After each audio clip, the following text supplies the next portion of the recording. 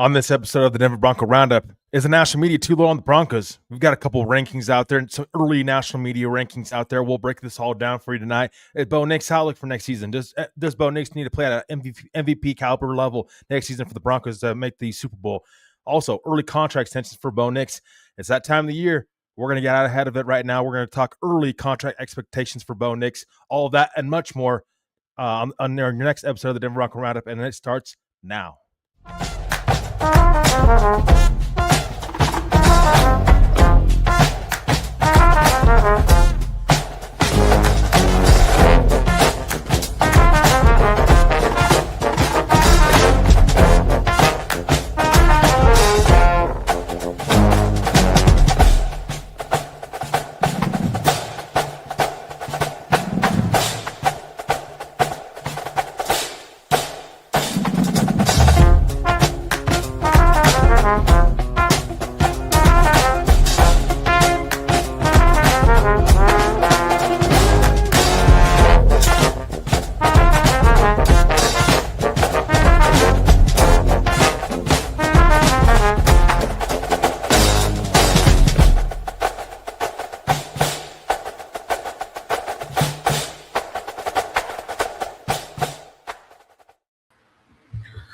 What's up, Broncos country?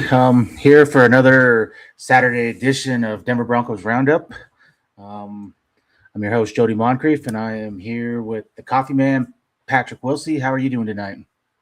Things are good. I have plenty of caffeine in the blood system, or blood in the caffeine system, however you want to look at it. That's good to hear. And then below me on the screen is the Rocket Man, Trevor Stolzman. Doing well, Jody. Excited to be here. And again, I apologize to the guys. I'll apologize to our fans first and foremost before we get started. Apologize for being late. I guess this is a summer, so like we can play hooky a little bit and be late as long as we're allowed. We're on, and every Saturday night, I don't think we'll have too many fans criticizing us. At least, hopefully not anyway. But apologize for coming on a little bit later. Had some graphic issues going on behind the scenes, but looking forward to getting in the show and putting on a great show for everybody. Hope everybody's having a great night tonight. Yeah, just hopefully everyone's not burning up. I mean, we got fires all around where I'm at, so it's dry. So yeah. Other than that, go ahead.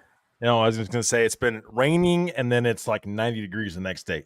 The weather doesn't know what the heck it wants to do, and so it's like, we'll see what goes forward. We'll see if we get the 90 degrees or rain. You never know on any given day. Yep, we're just kind of in that lull, waiting for football season. I think I heard 60 some days till Wednesday night football, the first game of the season. So the countdown is on, and before you know it, it'll be Broncos 24/7. So can't wait. Absolutely. So let's dive into our first topic. Is the national media too low on the Broncos? Denver's coming off a 14-3 record last year. Beat the kind of the consensus team to go to the Super Bowl last year in Buffalo. And in my opinion, they're probably hurt Bo Nix away from making the Super Bowl. They decided to run it back this offseason, brought back a lot of their own players, did not really do a lot in free agency other than the big splash to get Jalen Waddle. Is this team poised? Let me rephrase that. Is this team ranked too low by the national media? You see a lot of outlets. This team, I mean, you can look at what Vegas has them, probably like the 10th or 11th best odds to win the Super Bowl, that type of thing. Do you think the national media has them ranked too low? Start with Patrick. I definitely think I'm not sure if they're just trying to give us billboard material or bulletin board material, like the Penners have spread some money around saying, hey, talk bad about us so that we're tough, we're ready to go. Maybe that's their psych job. I don't think we're top 5 by any means, but I think we're 5 to middle of the pack at worst, just on paper, without even seeing them play together and seeing the new OC and all the different not all the different, just Waddle, I guess, really, right? So, but yeah, I definitely think they're not super low, but I mean they're They're not shooting a very high bar for us. So And what about you, Trevor? Yeah, so just kind of expand on this topic a little bit of what we're talking about. ESPN's Football Power Index actually had the Broncos ranked 15th best team in football right now. And they use a lot of different databases and stuff like that to base that off of. So, I mean, it's middle pack. I mean, honestly, I'm more on the conservative side right now. I mean, you got to like the Jalen Waddle addition, but honestly, I have concern. One of my concerns for this roster is you were too conservative in the offseason, and really, like, other than Waddle, you had and some draft picks, you really did nothing else to this roster. I mean, you lost JFM as well, and that's going to be, I think, a bigger loss than what's being talked about right now. You were able to gain something with Jalen Waddle. Do I agree that was their number one, guy to go after this offseason? I don't think so. I think he was down the board a little bit. I'm not getting my opinion. Haven't heard anything on that, but I think they took a couple swings and they were able to take another swing at Jalen Waddle. Of course, in the offseason, they were interested in him at the deadline. But, I mean, I think that's kind of right where, Broncos probably going to be right now. Again, that's kind of my concern next year is they were too conservative in the offseason. Bring back Alex Singleton, brought back Chernod. You brought back pretty much everybody, except for obviously some guys that are down the roster a little bit. But, it's kind of an even balance with Jalen Waddle and JFM. I mean, so we'll see. But my concern is going to next season that this team wasn't aggressive enough when you are in a Super Bowl window to add more additions than they did, with Waddle only being their biggest addition. I'll take this kind of a different route. Just to go out and sign for agents just to do it doesn't make any sense to me. You brought back what you thought were the best players available, and for the most part, I agree with that. I mean, there were some depth pieces, Tyler Bidet, Jaleel McLaughlin down the roster that I didn't really need to see brought back. But really, I don't think those guys are going to be around here anyways. I mean, other than some depth at middle linebacker, there wasn't really a position that they needed to massively upgrade or was available, in my opinion, out there. So, I mean, we can argue or whatever about Adam Troutman and some little moves like that, but we knew all along that's a Sean Payton guy, and he was going to be here. So I don't hate the moves. I mean, this team won 14 games last year. If it wasn't for a hurt, like I said earlier, if it wasn't for a hurt Bo Nix, I think they make the Super Bowl. I've said for a while now, I think J.K. Dobbins plays 15 or more games this season. I think the addition of Waddle is huge. It's going to open up a bunch of things. And I'm kind of had the mindset that Denver did that this was an internal thing, meaning switching play calling from Sean Payton to Davis Webb, getting plays in quicker, that type of thing. That is something that they can do internal without having to make big time splashes. And then something that both of you didn't really hit on that I think is going to be huge this year. Bo Nix is going into probably a contract season. Is he going to get that $60 million upper echelon type deal, or is he going to get the next tier down? And I think he's got a lot to play for. He's motivated. Highest of highs coming off that Buffalo win to, as he's walking off the field before that field goal, knowing that he was hurt and wasn't going to play in the AFC title game. So I think he's motivated. He's got a lot to prove. He's got a lot to prove that this isn't going to hinder him. And I expect a huge season for Bo Nix. I think this is another year for this team to gel. And so I'll give it probably a 90-95% of the moves that they made this offseason I like and what they brought back. So I definitely think they have Denver way too low for what they did last year and what they've, how close they really were.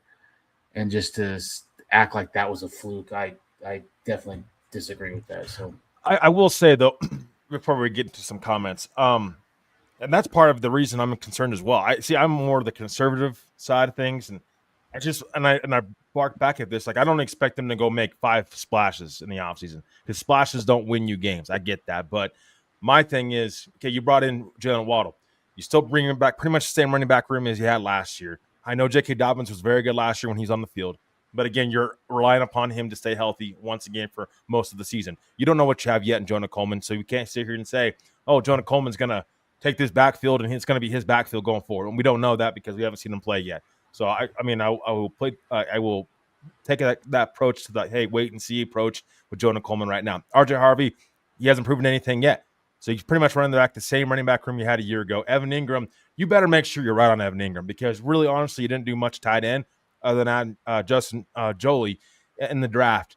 Dallin Bentley later on in the draft, but again, he's a 7th round pick. You can't rely upon him to come in and be the starter for this team day one. So you better be right on Evan Ingram when it comes to him having a bounce back season this coming up year. But defensively, you really lost something with JFM. I mean, he was arguably your fourth best pass rusher last year. And we don't know what's going to happen with the whole Jonathan Cooper situation. That can impact this team as well. That's your 3rd best pass rusher on this team. Behind Nick Benito, Zach Allen, and stuff like that. So it's like you're losing some key contributors as well with, having Jalen Waddle. He's a great addition to this team. But defensively with Onyedem coming in, being that guy, Savion Jones, there's a lot of unknowns with this team still. So you got to, this team's really relying upon their draft classes to come in and really step up to the plate. Savion Jones, Tyler Onyedem, RJ Harvey, Jonah Coleman. I mean, you look at it from a broad point. You've got, and not all those guys are going to hit. So we'll see. I thought they're a little more conservative than I wanted them to be this offseason.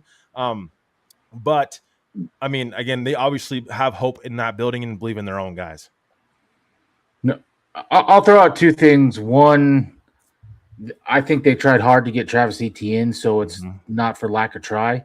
When that didn't pan out, I'm on board with J.K. Dobbins was the next best option out there, and they brought him back. And I know that's a massive question mark. Can he stay healthy? But that aside, I mean, he was a top 5 running back until his injury last year. So, and I think he's motivated this year. He's heard the noise, and I mean, he's gotten into it a few times on Twitter with some people about being hurt and some different things. So he's motivated. So that to me wasn't for lack of try. And then you got to remember, and I think I've brought this up before. Once JFM came back from the original injury, or Malcolm Roach, he played more snaps than John Franklin Meyer did down from the time he came back. So he was on the field more than John Franklin Myers was anyways. And I've said before, if that's something that Denver takes a little step back in the pass rush, losing JFM, but they gain something in stopping the run, I'll take that all day.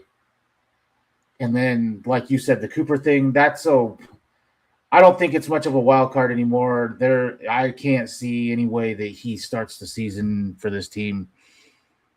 I can't see how he doesn't at least get 6, and I'll kind of leave it at that. And I don't know how you feel, but I've been super high on Q Robinson for a while now, and I think that's the guy. I think that's the guy that's eventually will start for him. And I think that's the guy. And I've said if he plays a full 17 games and gets the amount of snaps that he needs, he could be double digits in sacks. So if you're going to lose a guy, I think that's probably the best position to lose that, because you are very deep there. I mean, you're 6 deep at pass rush there. So again, I don't hate the moves. I'm probably one that I'm fine with what they've done in this offseason, to be honest. I do want to get to a couple comments here because they're starting to pile up a little bit. TW says, agree, Trevor. We are relying on second-year players and rookies too much to make an instant impact. I mean, I understand with the cap situation, but I agree. I mean, you just like inside linebacker, they should have addressed that in the draft, and I thought they weren't aggressive enough in the draft as well. And I think the whole offseason, they were a little conservative, other than the Waddle edition. they haven't done much. That's a concern for me going forward, but we shall see. Need to see how those moves pan out first. Ernie Mays comes in here, says, "Go Broncos country only. Think Broncos big, not 31 teams small. Hello, Jody and Trevor, and a special guest regularly, Mr. Patrick Wilsey on the Denver Bronco Roundup." TW says, "Hope next year we have a superstar other than Waddle on our offensive side, because nobody on the offense scares defense like anybody else other than Waddle."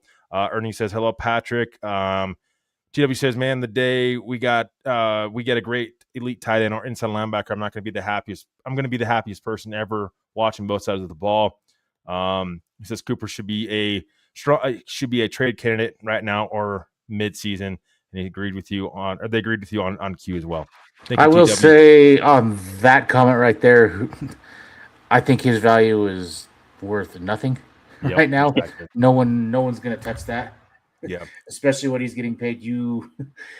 If someone gave you a bag of potato chips, you'd probably take it and run at this point. So, I will say it's going to be interesting to see what Broncos ownership, how they handle this whole situation, because since they've taken over, this has really been their biggest kind of off the field situation they've had to deal with. So it'd be interesting to see what ownership, how do they handle it, and I think they need to see it, play out before they make any sort of decision. This is a big decision.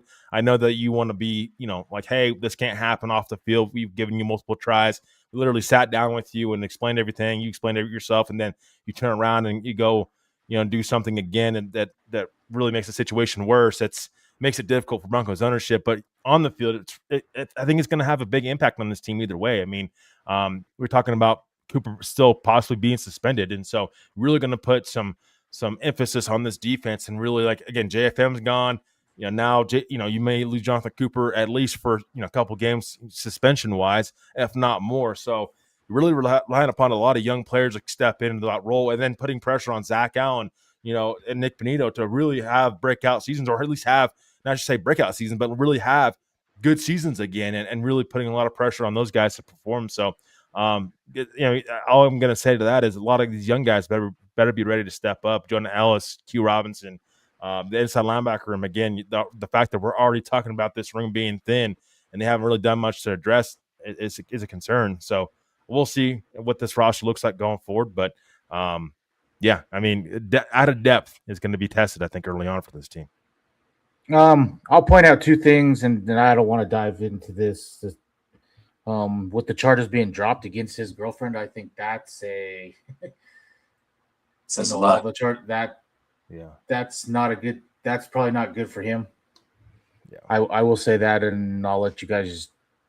I'll let everyone kind of judge what they want from that.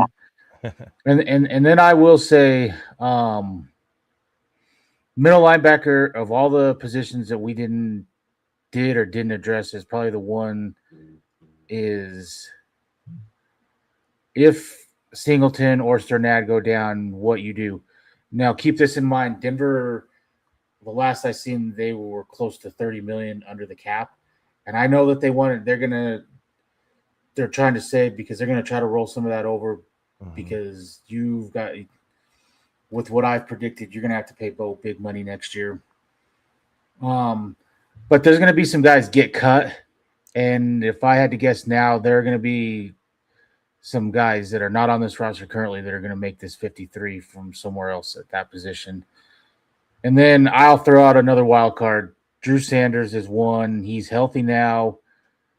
What kind of impact? This is probably his best chance now with the room being so thin. So, but other than that, I'm super excited for what Davis Webb can bring to this team. I'm super excited. If nothing else, the plays will be in on time. He'll get them in a manner where Bo can get up and read the line of scrimmage, and it's not clap, clap, clap, get the ball hiked, and we're rushing stuff. And I think that alone will make this offense a lot more explosive. So we haven't heard from Patrick in a minute. So yeah. How do you feel about this? Well, I mean, I think it's pretty – I think – for the most part, it shows a lot of confidence in who they do have, that they decided to run it back. I mean, that's just, but all except for one or two people when you brought Wild and, cut a couple people here or there. I think it just shows complete. This is, we were right there, and you don't change things that are working until it shows they're not working, 2, 3, 4 years down the road. But I mean, that's honestly that I'm fair. I don't know that I'm like you are 90% with their choices, but I'm pretty up there. I'm probably 75, 80. So I mean, and I will say one thing too that I did hear. It sounds like Denver is not going to do any scrimmages with other teams in training camp. I mean, I think they are trying to keep what Davis Webb is going to do and some of these tweaks very low key. And I would expect you see very little in preseason as well with it. So, pretty vanilla, probably, huh? I would expect that. Do you get? Hopefully, that doesn't impact them coming out of the gate because I mean, your first 6 games could make or break this. I mean, you start off 2-4 or something like that. I mean, you're in a big hole. So, I hope that getting Bo Nix, it sounds like he'll be back ready for training camp, and they can all get on the same page. And I expect big things from this offense this year. So I don't know how you guys feel about that, but I will say though, this offense, there's out of pressure this offense because they can't play from behind like they did last year. I mean, this year's schedule, there's teams last year where like, I mean, you're hoping to play those kind of teams. I'm not saying that any team in the NFL is a rollover, but this season's schedule is different. And now the target's on your back. Teams know you were in the AFC Championship game.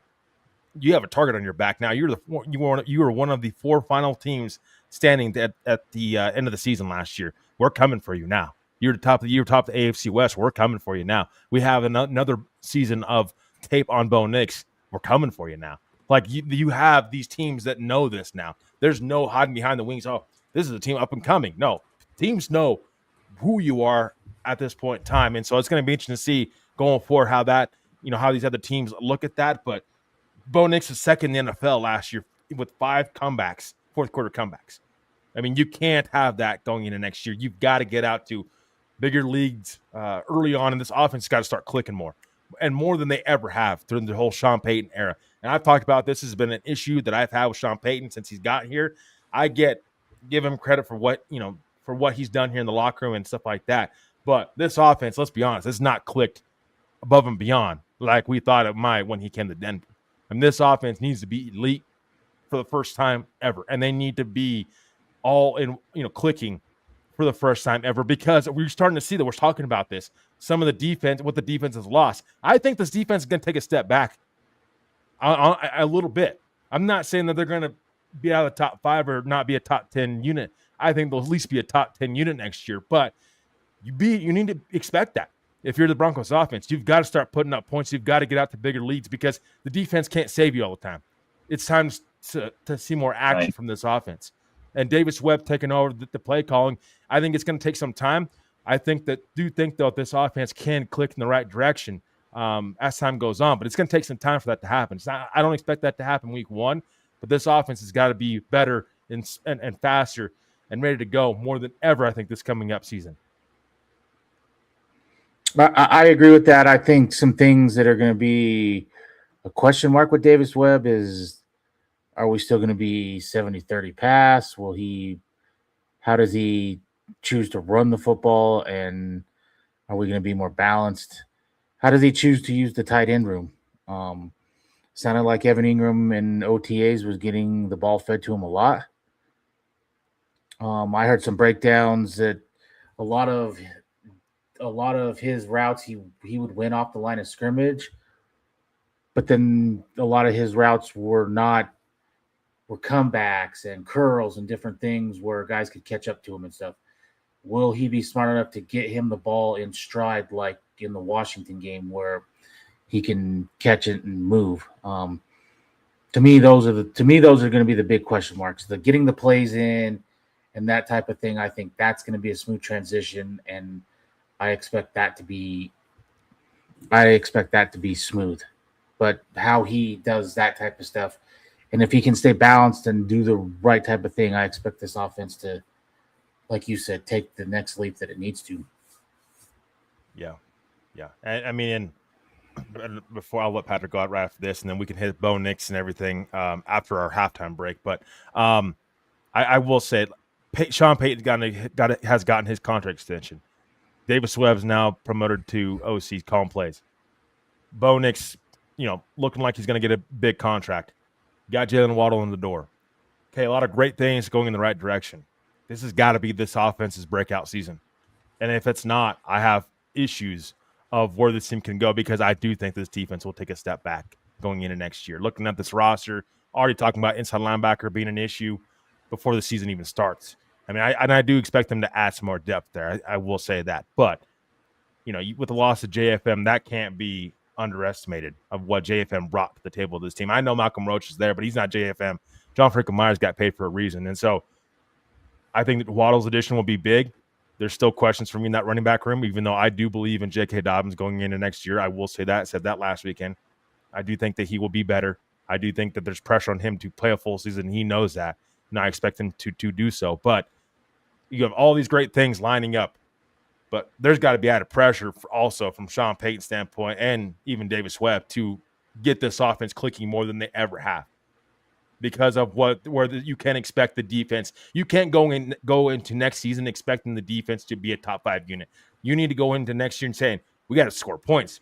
We need to be scoring 20, 25, 27 points a game. We can't expect our defense to dig us out of a hole all the time, week to week, like it has been over the last 3 seasons, at least since Sean Payton's been here. This offense has got to go to elite level. You got an elite caliber playmaker in Jalen Waddle. It's time to take this offense to the next level and be that potent an offense that opposing defenses are scared of week to week. Patrick, I'll let you go and see if you have anything else to add. No, that's a good spot. I can agree with almost all of that. I mean, my only thing is this is only year 3 of Bo. This will be the 3rd year. So I mean, I don't think we've seen the best of. They've got film on him, but they've got film on all the. I don't want to call it. Like the chaos football, like you said, coming from behind, doing what they need to do just enough to win. Not, we need to see what he looks like. You're right. They need to score points. We need to see what he looks like when he's had the lead. Does he stay doing it? Is that when he lets that slip and that's when he gives up the INT? I'm excited to see. I really want to see where he goes, because he seems to just have the right amount of heart to keep expanding, to keep growing as a player. Well, and I will say, like, for me, Bo Nix is not just my really only concern. It's everything else around Bo Nix that has been lacking. It's been play calling. It's been sometimes the offensive line don't show up. It's been playmaking. It's been you can't run the dang football. You've relied upon Bo Nix so much. You need to be able to win football games offensively in multiple ways. This team has not been able to do that. There's been so much pressure been put on Bo Nix day one since he came into the NFL of him performing at a high level in order for this offense to move the football. I understand the quarterback position is the most important position of football, but you've got to have a respectable running game, and a running game that opposing defenses can be afraid of. And I feel like this Broncos offense, they just haven't had that. And going into next year, you've got to have that. You can talk all day about this depth in this running back room and this and that. I don't give a crap about the depth in this running back room, because you better go out in the field. You better go prove it to me. You could tell me all day about Jonah Coleman, this and that. That's fine. Go out there on the field and show it, and be able to use multiple backs. And when you are in a snowy game, no matter what, and Bo Nix don't have it, you still need to be able to go out there offensively and put up points. And that means also running the dang football and having multiple ways to win a football game, because that is the biggest reason, one of the bigger reasons why also Denver was not able to win that AFC Championship game. I don't want to hear about snow. This Colorado, it is what it is. You need to be able to run that dang football, and you weren't able to do it. And that's a big concern. And so this is this team that needs to continue to improve on that moving forward, and it needs to be more than ever next season in the running game. Yeah, and I think some of that stuff has been addressed. I think Davis Webb realizes that. I think Sean Payton took a look in the mirror and realized that, and that's why some changes were made. So let's I think all we can do is hope that these were the right changes, internally, play calling and that type of thing. I'm not worried about the ankle one bit with Bo Nix. Like we both said, if Dobbins can stay healthy, I expect a big season from Dobbins this year. He's motivated. This whole team, I just think that there are guys that are motivated, just where they were last year and how close they were. So, I mean, I think this team is ready. This is you're in win now mode, and they're at a position now where if they have to come the middle of the season, you can go trade for somebody if you need to. You've got depth at positions. You can trade some guys. You've got some cap space. You can go pick up guys. So they're in a good position that way. Let's just hope that some of the internal moves and running it back again was the right choices. Yeah. Definitely. And sorry, go ahead. No, I was going to say it didn't work for the Milwaukee Bucks. Oh, we'll see if it works for the Broncos. and I'm a little worried about the Nuggets doing the same thing, but nevertheless. Well, I will say one thing. Broncos have a top 5 head coach. The Milwaukee Bucks did not. So, I mean, that matters, and culture matters, and that type of thing. Even when it's all going bad, if we have to see it again, you can rely on this defense. Like you said, you might see a small step back, but we don't know what Coleman. We don't know what Q Robinson, Joe Nelson are going to do now that their snap count's going to increase. That might be – it might take big leaps this year, and it may be an easy move on from Jonathan Cooper, kind of like it was Baron Browning. So you never know.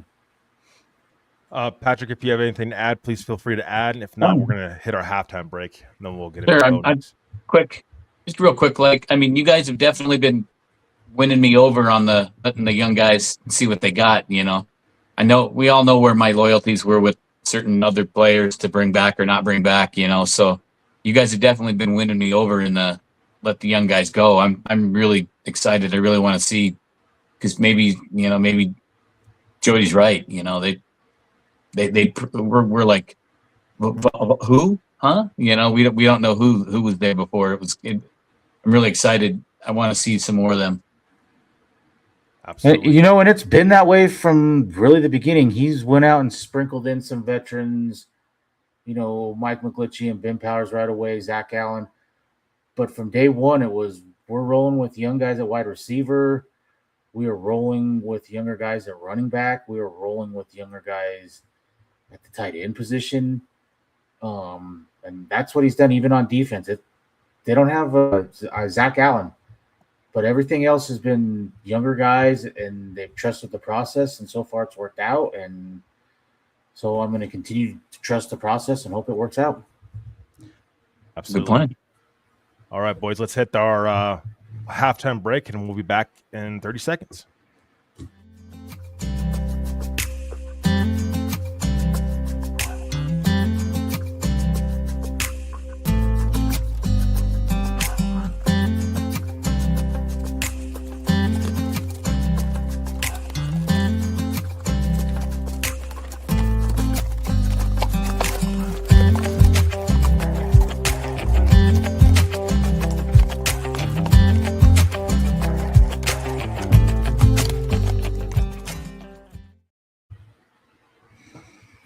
And I just wanted to thank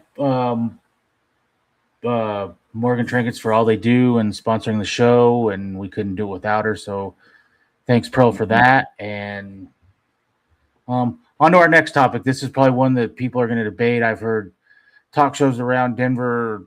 I mean, you got guys on one side, you got guys on the other side, you got guys on the fence. What do you guys expect from Bo Nix next year?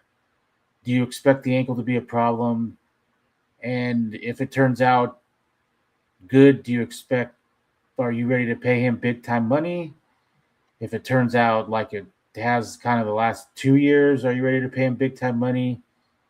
And is there a possibility that Denver could move on and not want to pay Bo? What are your guys' thoughts? Go to you, Patrick. I mean, I don't think they're, unless he completely, muffs absolutely everything he touches this next year. I don't think they'd ever really even remotely think about moving on, at least not yet. But I mean, I honestly think he's going to prove that they picked him where they picked him. He's at the team he needs to be. I don't know. I mean, I'm still kind of a little in the shadow there about what's considered big time money. I mean, a lot of these ones I'm still over, some of Trevor's favorite Cowboy quarterbacks that, we won't name, I don't see why they're getting paid what they're getting paid. But when I say big time money, I'm talking by the time he signs his deal, he's in the 60 a year range. Top 5 type of money, or is he going to get something, kind of like Baker Mayfield? Probably a little more than Baker. I think Baker signed like 3 and like 110 or something. Does he get more than that? Does he get something like Daniel Jones got, where he was like 40 something a year? Where does he fall in, and what does he deserve? And I mean, because I think we all agree he's probably not in that elite, but I've said he's a top 10 quarterback. Now, I don't know how you guys feel about that. Can he play himself into that? And how does that look? Does it hamper Denver if they sign him to this and you end up with a Jake Plummer or a Derek Carr? Does that hamper Denver going forward? Can you ever be more than win a playoff game with him? Oh, I mean, definitely. I think he can. I think he can be a Super Bowl caliber. Quarterback. It's just, I think the Penners are going to be a little gun shy about giving out that big contract without somebody earning it. I think Russell Wilson, going to make him a little bit gun shy. That thought's going to be in their head. So he's definitely going to have to prove it to earn it. And your thoughts, Trevor?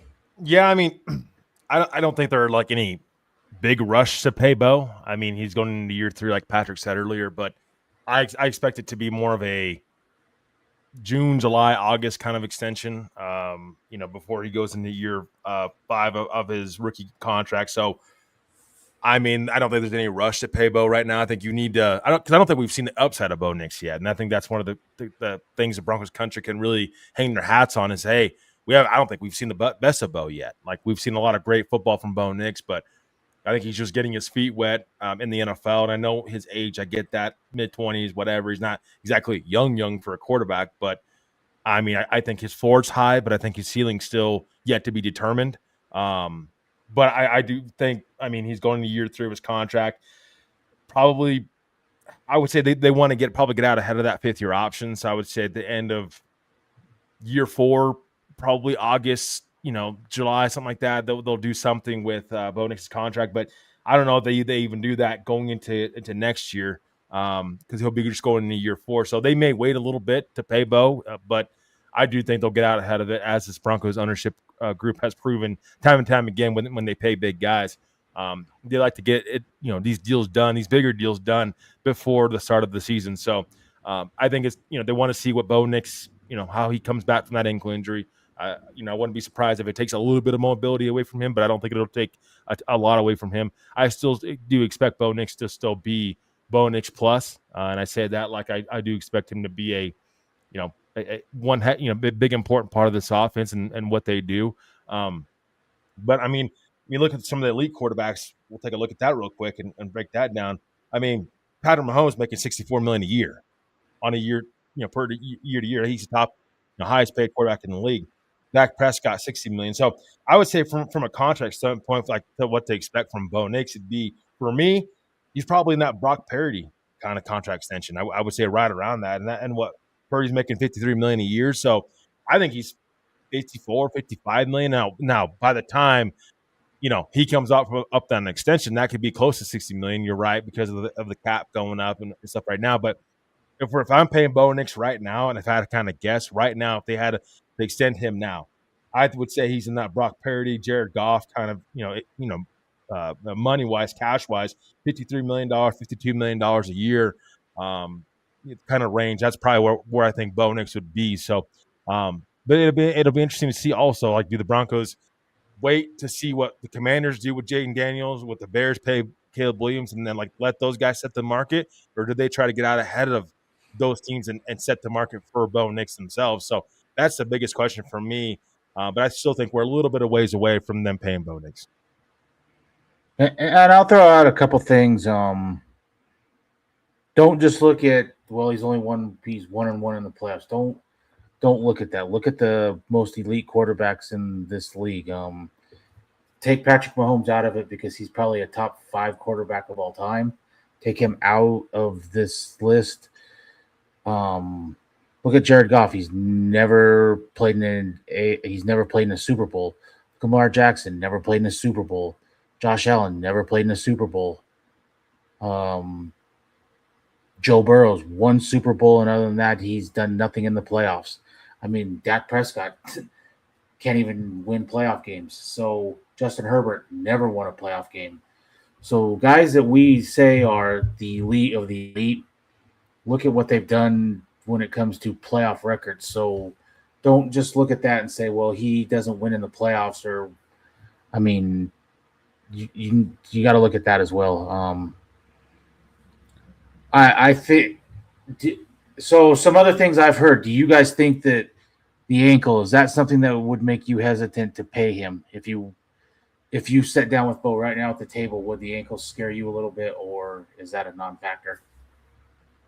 Right now, I mean, a little, just because there hasn't been any games played after that injury. But I mean, I don't, it's a year, 2 years down the road, unless he has more issues, same kind of issues with it, it wouldn't bother me at all. So I will say, I think they want to see what Bo Nix, how he reacts coming back from this ankle injury, because it was a season-ending injury, so it's like it's kind of a big deal, and it could possibly affect his mobility a little bit. But I will say, I think this is there's this pressure on Bo Nix this year. I could argue that, because I just talked about contracts and the Broncos waiting. I think by this time next offseason, I think we could see Bo Nix having a new contract. I will say that. Because can they do that? Group, yeah, 2 years out. Okay. Yeah. And I will say you could see something just like Pat Surtain. They got ahead of Pat Surtain, and Bo Nix strikes me as kind of the same guy as Pat Surtain when it comes to Pat Surtain. When he signed his deal, wouldn't rip my current contract up, and it's starting right now. He played the rest of his deal out, and then it took effect. And I can see something like that with Bo. Winning is all. I mean, obviously money matters, but winning has been Bo's thing. He's missed out, a couple times at Oregon, getting very close. And I think last year is going to just motivate him even more. So I could see something like that.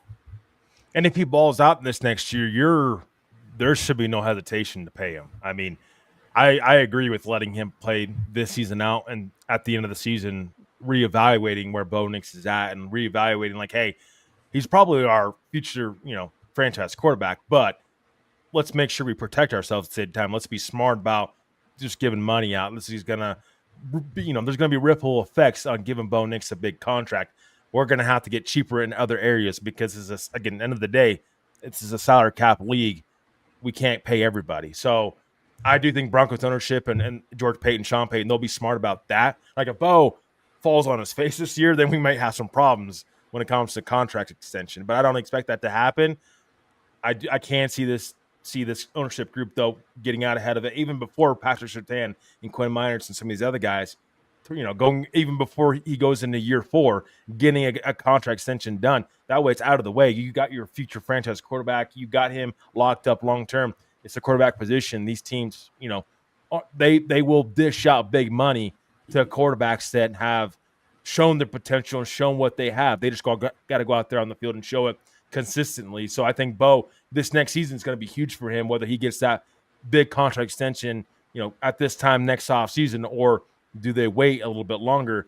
It'll be a telling sign, though. I think this year Bo Nix is still going to have to be, better than ever, and still going to have to show up and show out big. I think, for Broncos ownership group to, in order for them to pay him at this point in time next offseason.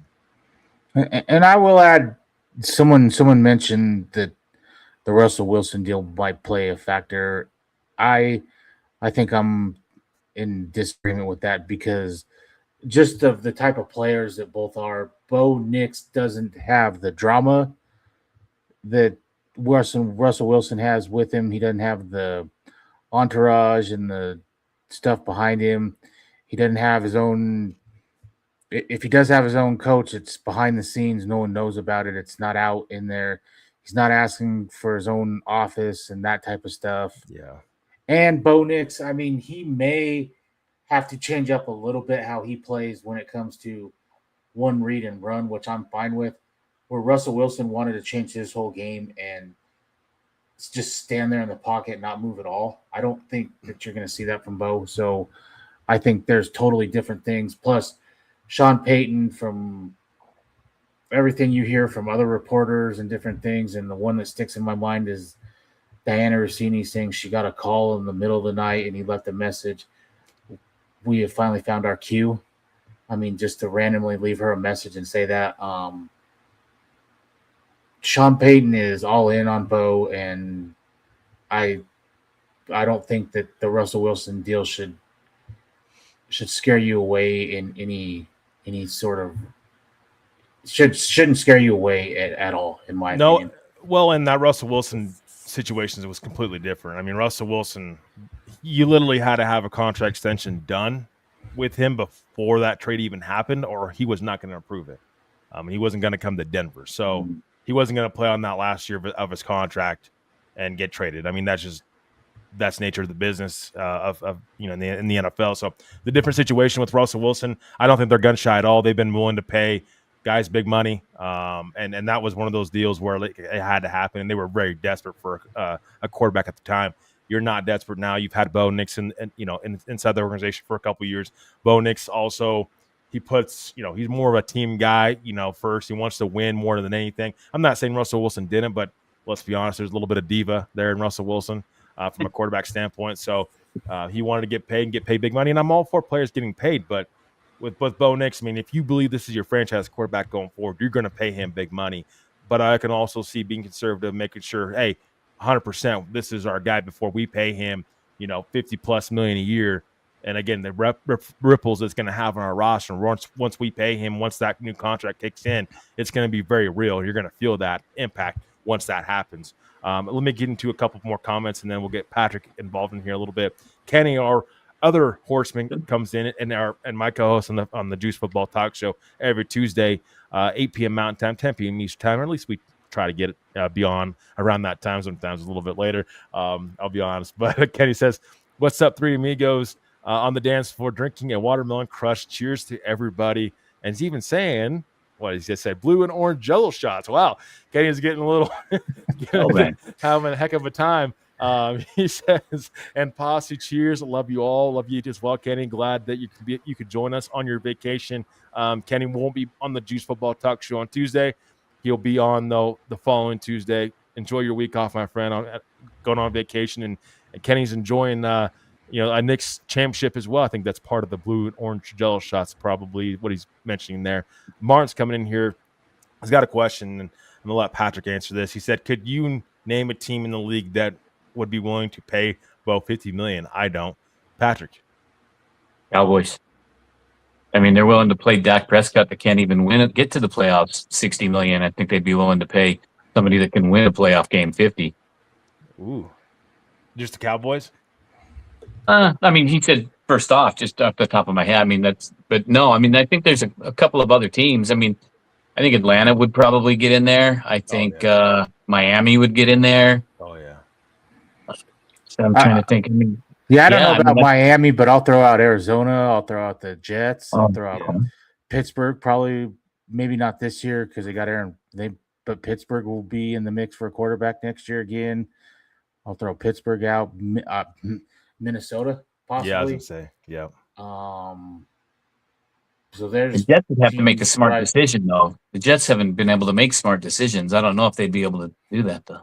There's teams that haven't had good quarterback play for a lot of years, that whether you think Bo's elite or you don't, that are going to pay that.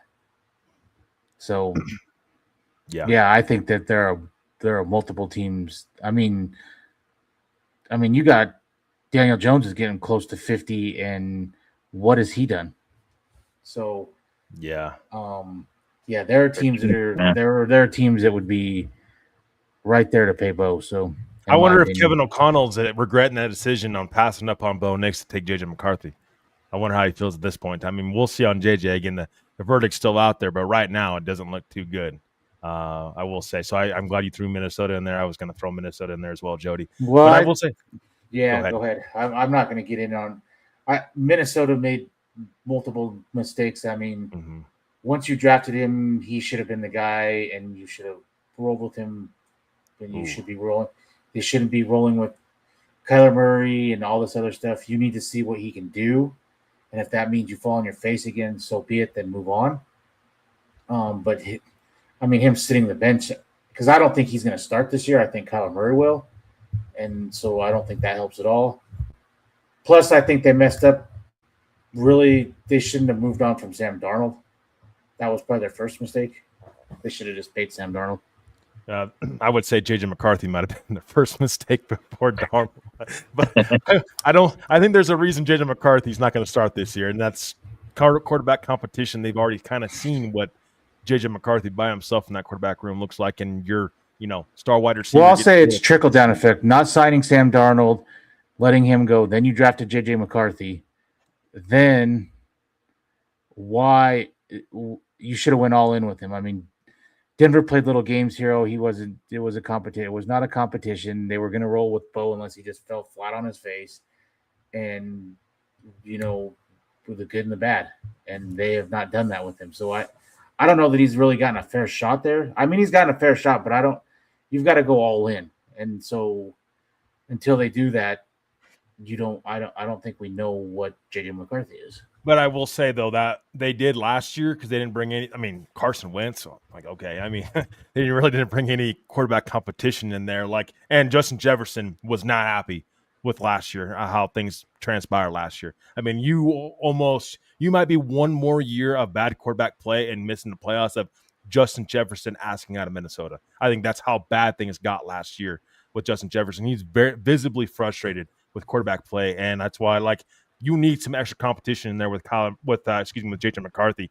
And bringing Kyler Murray in should have probably been done a year ago. I'm not saying Kyler Murray in particular, but I'm saying more quarterback competition in there should have been brought into Minnesota earlier, because like what Sean Payton did with Bo Nix, he didn't just name Bo the guy right away. You gave him competition on that quarterback room. Now, we all knew that there was a more clear path for Bo Nix to start when he was drafted, but you've got to have some quarterback competition in that room to get the best out of guys. And I think that's what the Minnesota Vikings are hoping with this year with Kyler Murray and JJ McCarthy, bringing some extra added competition in there as well. Martin's coming and says, what did they have Bo ranked?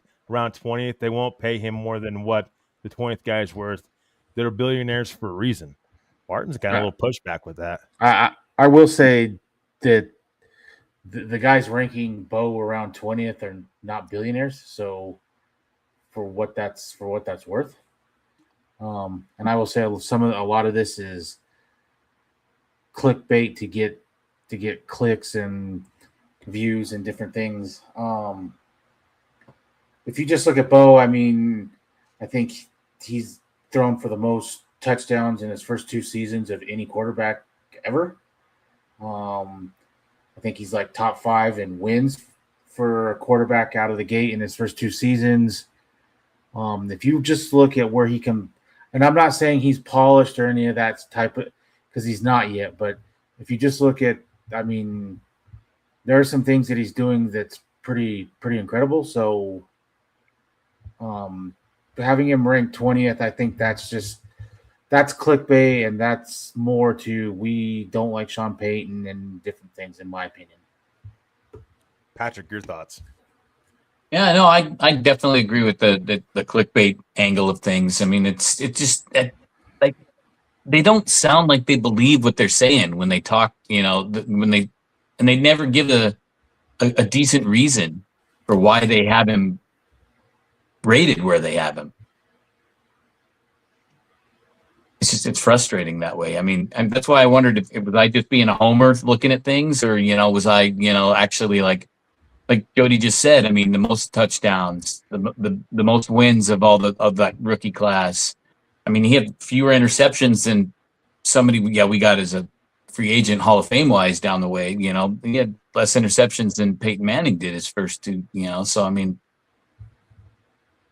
I just don't understand the rankings of that. I was hoping to suggest to you guys. That's why, and you guys have definitely helped me with understanding a little bit more of where they're coming from. So. I mean, I will say on and off the field, though, I think Broncos ownership is very high on Bo Nix with that one. I mean, I think that they are very high on what it takes to represent the Denver Broncos from a quarterback standpoint, because you really got to be a captain. You need to be a leader. You need all those aspects to come into play. And there's been a lot of pressure put on Bo Nix, I will say. I don't think Bo Nix is elite, and he may never get there. But I do think Bo Nix is above average, well above average, and in that kind of category in the NFL, and that can win you a Super Bowl because of what you built around him going forward. You've proven it pretty much. If he doesn't get hurt, you would have been in the Super Bowl this last year, and you had the roster built around him, and he didn't have to be elite. And Sam Darnold proved that you don't have to be elite to win a Super Bowl. So exactly. So the Seattle Trent Seahawks. Yeah. So the Seattle Seahawks had that formula, and they went and done it. I mean, I'm not saying that you want that to necessarily be the formula each and every year, and then it may not be the formula each and every year, because we've seen elite quarterbacks, win the Super Bowl before, obviously. But there's multiple ways to win a Super Bowl, and as long as you have the best team that you can possibly construct around Bo Nix, there's no reason this team can't go win a Super Bowl. And maybe Bo Nix isn't, elite, but they still may pay him big money, because by the time the Broncos come around to paying Bo Nix, whether that's next offseason or they wait, the market's going to change. Like some other these other quarterbacks are going to want extensions. They're going to want a raise. They're going to want new deals. So by the time the Broncos come around to paying Bo Nix, $50 million might just be like, it is kind of what it is. That's kind of the market at this point in time. And so, that's just how, things work in the NFL, is you're going to have to pay your quarterbacks big money. I mean, this is a premium position in the league. And so, any other team taking Bo Nix, there'd be plenty of teams around the league that would take Bo Nix on their team, given what he's had to do day one, this offense. Sean Payton, the pressure that he's put on Bo Nix day one from this offense. I mean, it's real. I mean, without Bo Nix, this team ain't a playoff team. I'm sorry to say that they're not. I mean, you can have the best defense in the league. They're not a playoff team without Bo Nix. Jared Sim starting, they're not a playoff team. Bo Nix makes that big of a difference offensively from a mobile standpoint, being able to adjust to play calls, getting in late from consecutive seasons. This has not just been a trend this last year. It's been a trend day one since he's gotten in the league, having to learn Sean Payton's, playbook, everything like that comes into play. Bo Nix has had a lot of pressure on him from day one to be that guy, and he's delivered up to this point. I do think there's a little bit more upside to Bo Nix from what we've seen so far. So I do think, like to your point, Martin, it is good for the Broncos to wait to pay Bo Nix. But if Bo Nix has another, really good season, or he continues to improve, I mean, I think that you got to at least look at getting ahead of the market and paying Bo Nix, because the price ain't going to get cheaper to pay quarterbacks big money. Let me a quick question for Martin that he can just post in the chat. Are you willing to pay Bo Nix 50 plus? And if you're not, what is a number you're willing to go to? I'd like to hear your opinion on that. And the last I'll say, if people are on the fence about the ankle, that is probably the least thing I'm worried about with Bo. I actually think, as bad as this sounds, I actually think the ankle is probably a good thing for him, because it's not going to be one read and run. It's going to be stand in the pocket a little bit more and read 1, 2, 3, 4 and make a throw. I think that's the step that you see from Bo this year, is play inside the pocket. Patrick, what's your outlook on Bo Nix next year? Where do you want to see him improve, some of his strengths, whatnot? I think that's the biggest. I think to give him a little bit, and you guys have been harping on it since Sean Payton took over, just to give him that running back. Elway was incredible when he got Terrell Davis. is when they won those Super Bowls. So, I mean, it's just to take that off, that not every play, not every first down has to be on your shoulders. There are some other guys that get the running back, Dobbins, if he comes up and, does it, if it's Colm, whoever happens to be, if they can, I think if they can give that to him, I think he's just going to explode. I mean, 14-3 is the floor. If they can give him that kind of confidence and that kind of ability, and like that, the offense is going to give the O-line is going to give him time, and he's had time. It's just they were behind in those games, like you were saying earlier. There's not a way to prove how good or how bad they were. Is that he had time to come do those comebacks. So if he's got time the whole game, I mean, I think he's just going to show. You're right. The upside's still on the way up, still going. Well, and also what I'll mention this. We just mentioned the Seattle Seahawks and Sam Darnold. Sam Darnold wasn't the reason why the Seattle Seahawks won the Super Bowl. It was defense and running the dang football. Kenneth Walker, Super Bowl MVP.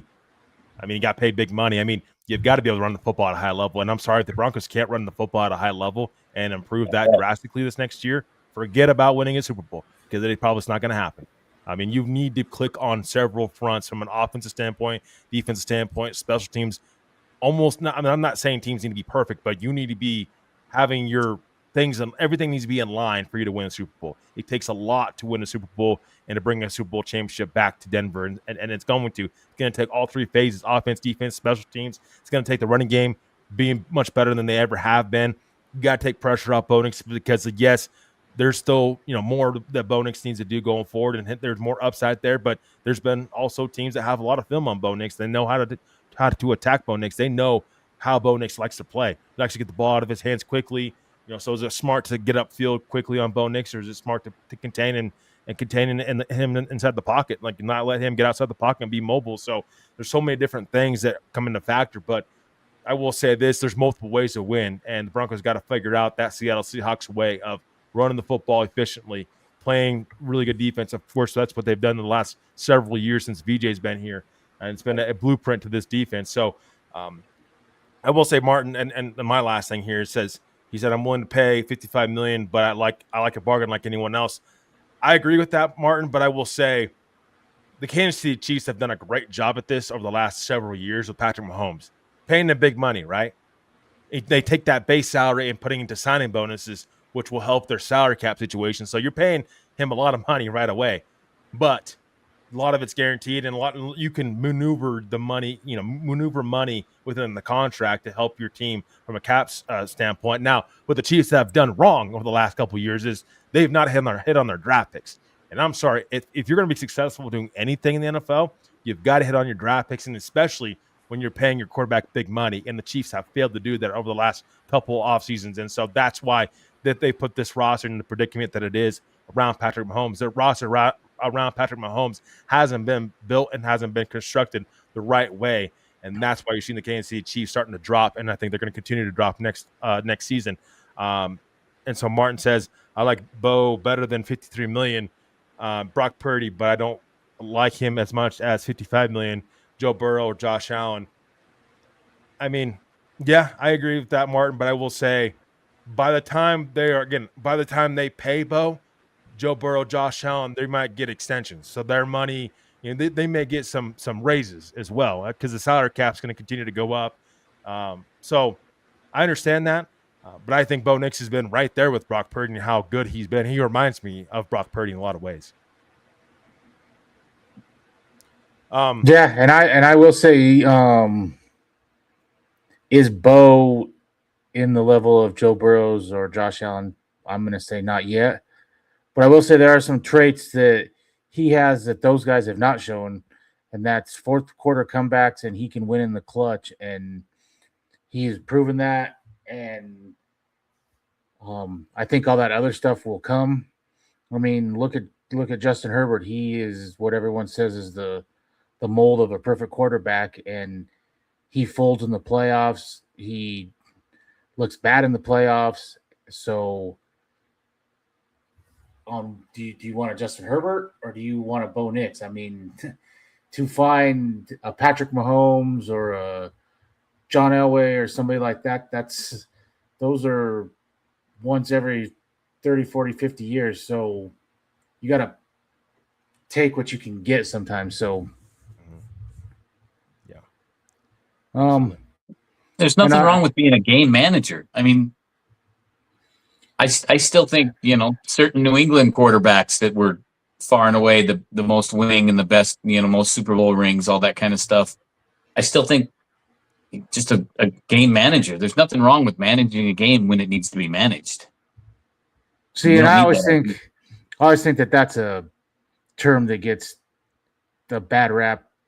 If you're managing the game and you manage it to the point that you win, and you're not the reason that your team loses football games, then you did what you was asked of you. Look at whatever year that was. Peyton Manning threw for over 5,000 and 55 touchdowns and putting up these big numbers, and we got smoked in the playoffs.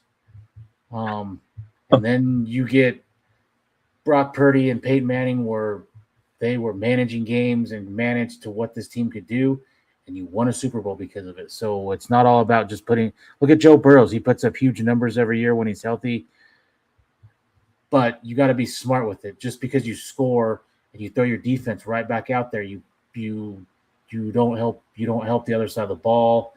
And so I think that's a term that just gets thrown around and gets a bad rap for no reason. So call. Yeah. I mean, and I will say real quickly to wrap things up for me. Brock Purdy, some say he's a game manager. I think he's more than that. And I will say Sam Darnold was in the same quarterback room as Brock Purdy. And guess who still was a starting quarterback? Brock Purdy. Guess who they decided to pay? Brock Purdy. Like, I'm not saying he's an elite quarterback, but I don't think Bo Nix either. I think Brock Purdy and Bo Nix are right in line as the same guy. I mean, I really do. And I think Brock Purdy's been to a Super Bowl, multiple NFC championship games. Like, you can win with that kind of quarterback. But Martin said, you have Josh Allen and Joe Burrow. Those guys are elite. I mean, there's very few elite quarterbacks in the league. That being said, like those teams, like the Bills, like the Bengals, it's a rarity to be able to get guys like Lamar Jackson, like guys like Joe Burrow, like guys like Josh Allen. And so, I mean, to ask Bo Nix to be like those guys, I don't think it's going to happen, and you don't need to, though. You've already proven with Bo Nix that you can win with him at a high level. You just got to seal the deal and get the job done and continue to build the best roster you possibly can around Bo, and that includes drafting and developing at a high level, which is what the Denver Broncos have done up to this point. You can say about blockbuster trades and this and that with Jalen Waddle, but I will say, Nick Benito, Patrick Surtain, these guys are all draft picks. You've hit on all these draft picks. Some of the guys that are, best players on this team that you've hit on in the draft. And that's what good teams do, is they draft and develop the right way and at a high level. So for me, like, Bo Nix doesn't need to play at a high level. And if they need to pay him, $55 million, whatever, they need to do it. If he has a breakout season next year, if he continues to improve, you absolutely pay him that money, because the money the quarterbacks are getting is only going to get more expensive. But Kenny has one more comment to end things tonight. Says, Trevor, if anyone is at a Katy Perry ban, our bartender is Twin L. I don't know. I think Kenny's been having a little bit of too much of those Jello shots tonight, ladies and gentlemen. He says, Patrick, Jenny Hooves, thanks you very much for supplying us with amazing line coffee this week. Broncos question, whom do you guys have the most confidence in being wide receiver one this year? Sutton or Waddle, if you had to choose one? Cheers. I'll go real quick. Waddle for me, because I think you're going to see this offense open up like you did the second half of Bo's rookie season. You're going to see deep shots, and Waddle is going to open the field up. But wide receiver one, I think Waddle, because you're going to see deeper shots. You're going to see shots over the middle, that type of thing. So Waddle for me. Patrick? I I agree with Jody on the Waddle thing, but I still think Sutton's going to be the one. He's not going to be the flashiest. He's not going to be the, because he's got Waddle. He's got these other guys to look at and be distractions. I think he's going to be the clutch one. I think Sutton's going to show why he's been the level he's at here in Denver, clutch wise. He's going to fix the dropsies he had this last year and I think it's going to be Sutton. I've been back and forth on this week to week, and I'm probably still going to be until the season starts. It could honestly go either way. I'm going to go Waddle because of what they gave up to get him. I know I said Sutton last week. I think we got this question last week. I know I said Sutton last week, but I honestly get flip flop between either Sutton or Waddle. 1A, 1B, any given game, those guys can be 1A, 1B. But what they give up for Waddle, I think is huge. You've got to implement him into this offense, being that he could be that number one wide receiver kind of guy. And I think him and Sutton are different, have different skill sets. Waddle is going to be utilized, I think, over the middle of the field more. He's going to be that speed guy. Hey, he can run those slant routes and take it to the house. Cortland Sutton's that big catch guy, that big body wide receiver that can win those 50-50 balls. And so I think it's going to be Waddle, but I think it's going to be close. And I do think, I will say, and I'll go on the limb and say this, I do think Cortland Sutton will lead this team in catches at the beginning of the season. I think you're going to see the Jalen Waddle effect come into play as the season continues to go on, as him and Bo Nix continue to get that chemistry together as an offense, as a pairing. So either way, I will say Waddle right now from what they've given up and what Waddle's skill set is able to do. But honestly, it's a toss-up either way. Sutton will lead this team in catches, though, to start the season. And I'll throw one other thing out. The leap Troy Franklin had from year 1 to year 2, I think you see that from Pat Bryant this year. Just the way that Denver was trying to get him the ball. And I've said for a while, I think now Pat Bryant is the guy that you want to see take that next leap, because that's the next hard decision, I think, is you could possibly see Denver move off of Sutton so that you're not in the same position of the Bengals paying huge money to 2 wide receivers. If you think that Pat Bryant can do Sutton-like things and be close to that. Yeah. And we could see another leap season from Troy Franklin as well. Could see him continue to improve, at least hopefully.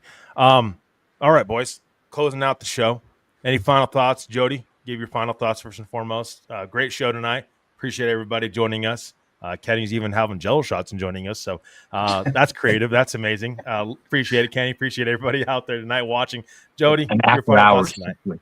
Absolutely. I'll just say we're ready for training camp to start, ready to actually see Bo get out there and 100% put it to bed that the ankle's healthy and different things. People are just digging when he did throw at OTAs. He took his sock off during stretching and it was heavily taped, and they wanted to make a big deal about that. And I'm just ready for that to get put to bed, because if that's the biggest offseason thing we have to deal with, besides the Cooper thing, which I think is, pretty much died down to the point that unless a miracle happens, I don't see where he starts this season as on this roster. I think he probably gets put on the exemption list and different things. So if that's the biggest thing you got to worry about is Bo Nix overtapes his ankles, and his team's in a great position, and I'm excited. Hopefully we get to see some little things. I think they're going to keep it pretty under wrap, but hopefully we get to see what Davis Webb can do, and I'm excited for football to start, because the way the Nuggets and the Avalanche ended their seasons, ready for football to start. So, and the Astros. Yep. Patrick, final thoughts, my friend. Well, I just was curious to see if Jody had any thoughts about our 53-man, our first annual 53-man inter-team drafting. Fantasy yeah, football. who had the better, if he was leaning like almost everybody else I've seen towards your side, or if it was, To be honest, I didn't even get a chance to see it, so I'll have to go back in and look. So Absolutely. that's bad on my part. Nah, it's not bad. I'm sure life happens, man. You got things going on. It's just I was just curious. It's just me being a nosy, you know. That's all.